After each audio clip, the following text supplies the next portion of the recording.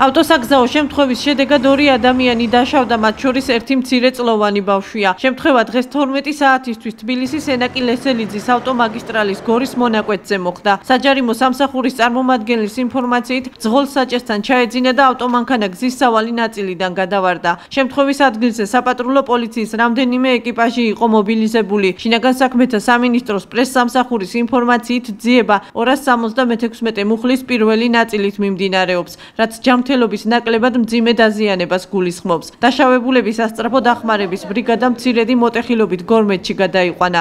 ექიმების განმარტებით ამ დროისთვის მათი მდგომარეობა სტაბილურია.